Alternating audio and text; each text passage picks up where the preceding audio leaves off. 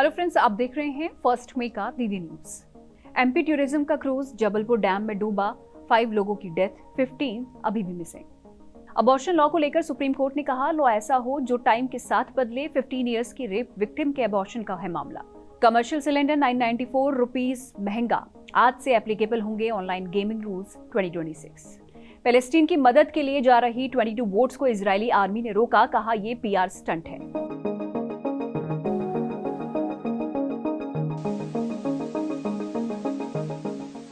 मध्य प्रदेश के जबलपुर में बरगी डैम में एक बड़ा एक्सीडेंट हो गया है। एमपी टूरिज्म का टूरिस्ट से भरा क्रूज तेज आंधी और तूफान के बीच यहां डूब गया। आज सुबह तक यहां से 5 डेड बॉडीज रिकवर कराई जा चुकी हैं और 22 लोगों को सेफली बचाया जा चुका है। वहीं more than 15 peoples are still missing. According to the administration अभी 8 से 10 डेड बॉडीज और मिल सकती हैं। पुलिस एंड एडमिनिस्ट्रेशन ने बताया है कि इस क्रूज में अराउंड 40 से 45 टूरिस्ट थे। ये एक्सीडेंट तेज हवाओं और बारिश की वजह से क्रूज के आउट ऑफ कंट्रोल होने की वजह से हुआ। क्रूज पायलट का कहना है कि वो 10 इयर्स से सर्विस में है और सभी सेफ्टी इक्विपमेंट्स अवेलेबल थे, लेकिन तूफान इतनी तेजी से आया कि पैसेंजर्स को लाइफ जैकेट पहनने का मौका नहीं मिला। सुप्रीम कोर्ट ने 15 ईयर ओल्ड रेप विक्टिम को 30 वीक्स की प्रेगनेंसी में अबॉर्शन के डिसीजन को चैलेंज करने वाली पिटीशन रिजेक्ट कर दी है। चीफ जस्टिस सूर्यकांत और जस्टिस जयमाली बागची की बेंच ने गवर्नमेंट से कहा है कि ऐसे केसेस में अबॉर्शन के लिए टाइम लिमिट से जुड़े रूल्स को चेंज करना चाहिए। सीजेआई ने कहा है कि लॉ ऐसा होना चाहिए जो टाइम के साथ बदलते रहे और प्रेजेंट सिचुएशन के अकॉर्डिंग चले। माइनर को जबरदस्ती मां बनने को मजबूर नहीं किया जा सकता। ऐसे केसेस में डिसीजन विक्टिम का होना चाहिए। सुप्रीम कोर्ट ने 24 अप्रैल को around 7 month pregnant 15 year old लड़की को अबॉर्शन की परमिशन दी थी। इसके अगेंस्ट एम्स ने पिटीशन लगाई थी, क्योंकि at present Indian law rape cases में 24 वीक तक की प्रेगनेंसी में ही अबॉर्शन की परमिशन देता है। 15 ईयर्स की लड़की एक माइनर लड़के के साथ कंसेंशुअल रिलेशनशिप की वजह से प्रेग्नेंट हुई थी। माइनर की मां ने medical termination of pregnancy act में प्री डिसाइडेड टाइम से आगे जाकर बेटी के अबॉर्शन की परमिशन मांगी थी। लड़की ने भी कहा था कि वो प्रेगनेंसी कंटिन्यू नहीं करना चाहती। इस केस में एम्स ने कोर्ट से कहा था कि 30 वीक्स की प्रेगनेंसी में फीटस आकार ले चुका होता है और इस स्टेज पर अबॉर्शन सक्सेसफुल नहीं हो सकता। डॉक्टर्स ने यह भी कहा कि अबॉर्शन से माइनर मां को भी खतरा है, पॉसिबिलिटी है कि वो फ्यूचर में कभी मां ना बन पाए। एम्स की स्टेटमेंट पर कोर्ट ने कहा है कि आपका सारा ध्यान सिर्फ फीटस पर है, उस मां पर नहीं जिसने इतना दर्द सहा। ये चाइल्ड रेप का केस है, विक्टिम को लाइफ लॉन्ग इसका दर्द और ट्रॉमा झेलना पड़ सकता है। अब ये फीटस वर्सेस माइनर बच्चे की लड़ाई है। आज यानी 1 मई से कमर्शियल सिलेंडर 994 रुपीज तक महंगा हो गया है। दिल्ली में ये 3071 रुपीज 50 पैसे में मिल रहा है। 5 kg वाले फ्री ट्रेड एलपीजी सिलेंडर के प्राइस में 261 रुपीज बढ़ाए गए हैं। इसके बाद अब छोटू सिलेंडर की रिफिल कीमत 813 रुपीज 50 पैसे हो गई है। अपार्ट फ्रॉम दिस, आज से ऑनलाइन गेमिंग रूल्स 2026 एप्लीकेबल हो गए हैं। इसके अंडर अब online gaming authority of India बनाई जाएगी। ये ऑर्गेनाइजेशन ऑनलाइन गेम्स को रेगुलेट करने, उन्हें अलग अलग कैटेगरी में बांटने और उनकी मॉनिटरिंग करने का काम करेगी। इससे फायदा ये होगा कि strict rules, age limit and parental control जैसे फीचर्स की वजह से गेमिंग की लत और धोखाधड़ी के केसेस में कमी आने के चांसेस हैं, जिससे कि यूजर्स के लिए सेफ माहौल बन सके। यूनियन होम मिनिस्ट्री ने कल सिटीजनशिप अमेंडमेंट रूल्स 2026 के लिए नोटिफिकेशन रिलीज कर दिया है।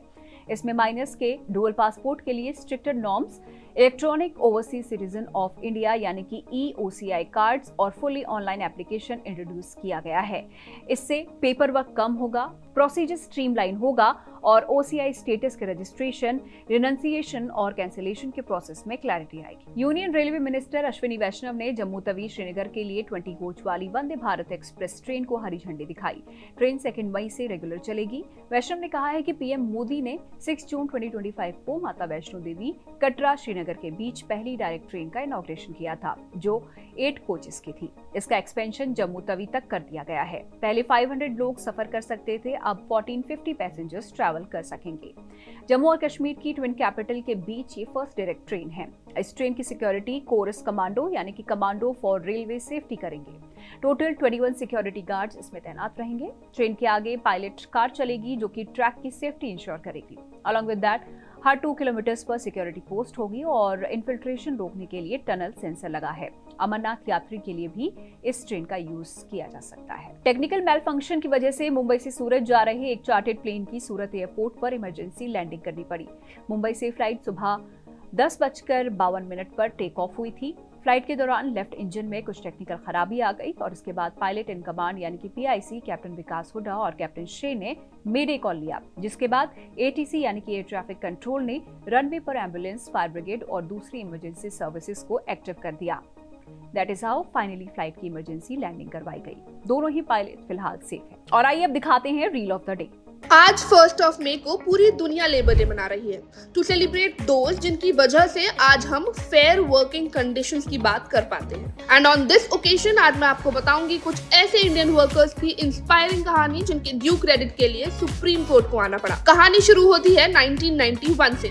महेंद्रगिरी में इसरो के लिक्विड प्रोपल्शन सिस्टम्स सेंटर ने लोडिंग, अनलोडिंग, शिफ्टिंग जैसे काम के लिए कुछ डेली वेज वर्कर्स को हायर किया।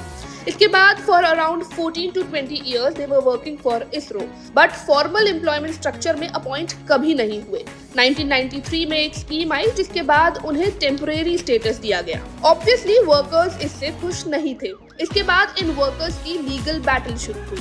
2010 में एक ऐसा मोमेंट आया कि इन्हें लगा कि जंग जीत गए हैं। अथॉरिटीज को डायरेक्ट किया गया कि एक ऐसी स्कीम बनाई जाए जिससे ऐसे वर्कर्स को within 6 months permanent positions मिल सके। 2012 में एक स्कीम और आई जिसमें फिर यही बात थी कि ऐसे वर्कर्स को टेम्परेरी एम्प्लॉयमेंट दिया जाए। इसके against workers Madras high court गए, लेकिन उनकी पेटिशन को 2024 में रिजेक्ट कर दिया गया और इसके बाद मैटर सुप्रीम कोर्ट पहुंचा। हाल ही में सुप्रीम कोर्ट ने इस मैटर में वर्कर्स को परमानेंट करने का फैसला सुनाया है। Along with that supreme court ने कहा कि 1963 में हमारा रॉकेट प्रोग्राम साइकिल पर शुरू हुआ था। 1981 में हमारी पहली सैटेलाइट एक बुलक कार्ट पर लेकर जाई गई। हमारी साइंटिफिक फ्रेटर्निटी को सेलिब्रेट करते हुए हम उसका हिस्सा रहे किसी को भी नजरअंदाज नहीं कर सकते। The last man standing in this chain deserves equal recognition and appreciation. अंत्योदय। वेस्ट बंगाल के कोलकाता में TMC ने कल रात बिना इन्फॉर्म किए EVM स्ट्रॉन्ग रूम खोलने और वहां पर सस्पिशियस लोगों के होने के आरोप लगाए। कई TMC लीडर्स अपने सपोर्टर्स के साथ खुदीराम अनुशीलन केंद्र के बाहर धरने पर बैठ गए। इस केंद्र के स्ट्रॉन्ग रूम में EVM रखे हुए हैं। कियोस्क के बीचों बीच सीएम ममता बनर्जी भी रात अराउंड 8 o'clock कोलकाता के सखावत मेमोरियल स्कूल के EVM स्ट्रॉन्ग रूम पहुंची और अराउंड 4 hours तक अंदर रही। बाहर निकलकर उन्होंने मीडिया से कहा कि अगर EVM लूटने और काउंटिंग में गड़बड़ी की कोशिश हुई तो हम जान की बाजी लगा देंगे। ये पूरा विवाद एक वीडियो के बाद शुरू हुआ जिसे TMC ने सोशल मीडिया प्लेटफॉर्म X पर शेयर किया था। TMC क्लेम कर रही है कि वीडियो में इलेक्शन कमीशन के ऑफिसर्स बीजेपी के लोगों के साथ बैलेट बॉक्स खोलने की कोशिश कर रहे हैं। ऑल्दो इलेक्शन कमीशन ने इन सभी आरोपों से इनकार किया है। पैलेस्टीन को सपोर्ट करने वाले एक्टिविस्ट का कहना है कि गजा के लिए मदद लेकर जा रहे एक फ्लोटिला की 22 बोट्स को इंटरनेशनल वाटर्स में इजरायली फोर्सेस ने रोक दिया। ऑर्गेनाइजर्स ने इस एक्शन को रॉबरी बताया है। उनका कहना है कि गजा से 965 किलोमीटर से ज्यादा दूर लोगों को इलीगली कस्टडी में लिया गया है। इजराइल की फॉरेन मिनिस्ट्री ने कहा है कि अराउंड 175 एक्टिविस्ट को कस्टडी में लिया गया है और फ्लोटिला को PR स्टंट बताया। फॉरेन मिनिस्टर गिडियन सार ने कहा है कि इन्हें बाद में ग्रीस के एक बीच पर उतारा जाएगा। पाकिस्तान ने देश में पेट्रोल और डीजल प्राइसेस एक बार फिर बढ़ा दिए हैं। According to the petroleum department, petrol का प्राइस पर लीटर 6.51 रुपीस बढ़ा दिया गया है, जबकि हाई स्पीड डीजल का प्राइस 19 रुपीस 39 पैसे पर लीटर इंक्रीज हुआ है। पाकिस्तान में पेट्रोल का नया प्राइस 399.86 रुपीस पर लीटर है, जबकि हाई स्पीड डीजल के न्यू प्राइस 399.58 रुपीस पर लीटर हो गया है। न्यू प्राइसेस आज रात 12 बजे से एप्लीकेबल होंगे। म्यांमार के गवर्नमेंट मीडिया के अकॉर्डिंग देश की फॉर्मर लीडर आंग सान सू की को हाउस अरेस्ट में शिफ्ट किया गया है। वो पहले कस्टडी में थी। 80 years old Nobel prize winner को 2021 में मिलिट्री कू कर डिथ्रोन किया गया था, तभी से वो कस्टडी में है। माना जा रहा है कि उन्हें कैपिटल नेपिडो की एक मिलिट्री प्रिजन में रखा गया था। मिलिट्री चीफ मिंग आंग लाइंग के स्टेटमेंट में कहा गया है कि उन्होंने उनकी बाकी की पनिशमेंट को रेजिडेंस पर पूरी करने का ऑर्डर दिया है। आंग सान सू की 2015 में पावर में आई थी जब म्यांमार के डेमोक्रेटिक रिफॉर्म्स लाए गए थे। इससे पहले वो लंबे वक्त तक मिलिट्री रूल के दौरान डेमोक्रेसी की सपोर्टर रही। उन्हें पहले मोर देन 15 years तक हाउस अरेस्ट में रखा गया था। तो वहीं उनके बेटे किम एरिस ने इस अनाउंसमेंट को लेकर कहा है कि उनके पास ये प्रूव करने के लिए कुछ भी नहीं है कि उनकी मां जिंदा है। उन्होंने कहा है कि रिलीज की गई फोटो का कोई मतलब नहीं है क्योंकि ये 2022 में ली गई थी। उन्होंने BBC से कहा, आई होप कि ये सच हो, लेकिन अब तक मुझे ऐसा कोई प्रूफ नहीं मिला है जिससे साबित हो सके कि उन्हें शिफ्ट किया गया है। दिल्ली यूनिवर्सिटी एम्प्लॉइज की सोशल मीडिया यूज को लेकर पॉलिसी बनाने के अपने डिसीजन को वापस ले रही है। According to Indian Express, around 3 years पहले ये डिसीजन लिया गया था, लेकिन यूनिवर्सिटी को ये फीजिबल नहीं लग रहा है। दिसंबर 2023 में यूनिवर्सिटी ने एम्प्लॉयज के सोशल मीडिया यूज को मॉनिटर करने की पॉलिसी बनाने के लिए एक 6 मेंबर वाली कमेटी बनाई थी। अब कमेटी मेंबर्स ने कहा है कि सोशल मीडिया एक्टिविटीज मॉनिटर करने के लिए पॉलिसी ड्राफ्ट करना फीजिबल नहीं है, क्योंकि एम्प्लॉयज अपनी पर्सनल कैपेसिटी में सोशल मीडिया यूज करते हैं। जामिया मिलिया इस्लामिया के वाइस चांसलर प्रोफेसर मजहर आसिफ के महादेव के डीएनए वाले स्टेटमेंट पर विवाद खड़ा हो गया है। आरआरएस के युवा कुंभ इवेंट में उन्होंने कहा था कि इंडियन की लैंग्वेज, रीजन और रिलीजन भले ही अलग हो, लेकिन वो सभी इंडियंस हैं, क्योंकि उनमें महादेव का डीएनए है।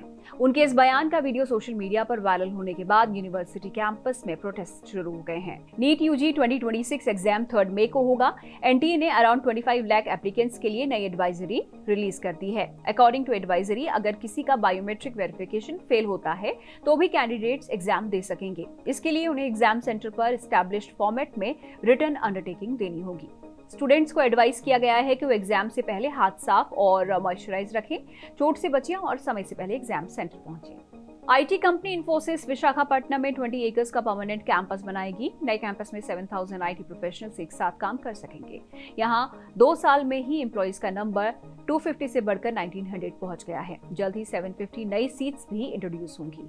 कंपनी ने बताया कि एक्सपेंशन का रीजन यहां का टैलेंट है। कंपनी के अभी 8 शहरों में बड़े कैंपस हैं। ऑल इंडिया सिने वर्कर्स एसोसिएशन यानी कि AICWA एक्टर राहुल रॉय के वायरल वीडियो की ट्रोलिंग के बाद उनके सपोर्ट में आया है। एसोसिएशन ने पीएम नरेंद्र मोदी को लेटर लिखकर अबव 60 इयर्स के आर्टिस्ट के लिए पेंशन और मेडिकल इंश्योरेंस की डिमांड की है।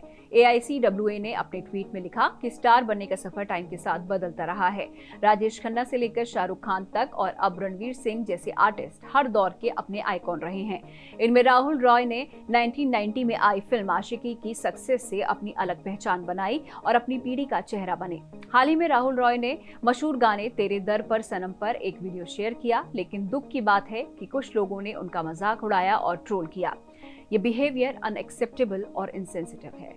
आज 1 मई को इंडियन प्लेबैक सिंगर और म्यूजिक डायरेक्टर मन्ना डे का बर्थडे है। उनका रियल नेम प्रमोद चंद्र डे है और कोलकाता में उनका जन्म हुआ था। फैन उन्हें प्यार से मन्ना दा कहते थे। बात उनके फेमस गानों की करें तो प्यार हुआ इकरार हुआ, मुड़ मुड़ के ना देख मुड़ मुड़ के, यारी है ईमान मेरा यार मेरी जिंदगी, ए मेरी जोहरा जबी, ए मेरे प्यारे वतन, एक चतुर नार बड़ी होशियार उनके कुछ एवरग्रीन गानों में से एक हैं। अपने सिंगिंग करियर में वो अराउंड 3000 गाने गा चुके हैं। प्लेबैक सिंगिंग में उनके कंट्रीब्यूशन के लिए उन्हें पद्मश्री, पद्म भूषण और दादा साहिब फाल्के अवार्ड्स मिल चुका है। 2013 में लंबी बीमारी से स्ट्रगल करते हुए अक्टूबर में उनकी डेथ हो गई थी। आज का बुक रिकमेंडेशन है अंचल मल्होत्रा की लिखी रेमिनेंट्स ऑफ अ सेपरेशन। ये कहानी 1947 के पार्टीशन ऑफ इंडिया के दौरान बिछड़े लोगों की यादों और उनकी छोड़ी हुई चीजों की है। कपड़े, बर्तन, चिट्ठियां और छोटे छोटे सामान, ये सिर्फ ऑब्जेक्ट्स नहीं बल्कि उन लोगों की अधूरी कहानियां हैं जिन्हें सरहदों ने अलग कर दिया। दर्द, नॉस्टैल्जिया और आइडेंटिटी के बीच ये किताब दिखाती है कि कैसे मेमोरीज पीढ़ियों तक जिंदा रहती है। ये बुक आपको हिस्ट्री के उन पन्नों तक ले जाती है जहां पर लॉस और बिलोंगिंग साथ साथ चलते हैं और कैसे बिछड़ने के बाद भी रिश्तों की गूंज खत्म नहीं होती। तो अगर आप हिस्ट्री, ह्यूमन इमोशन और रियल लाइफ स्टोरी से भरी डीपली मूविंग किताब पढ़ना चाहते हैं तो रेमिनेंट्स ऑफ अ सेपरेशन जरूर पढ़ें। आज के न्यूज बुलेटिन में इतना ही। देखते रहिए जिंदाबाद। Bye bye.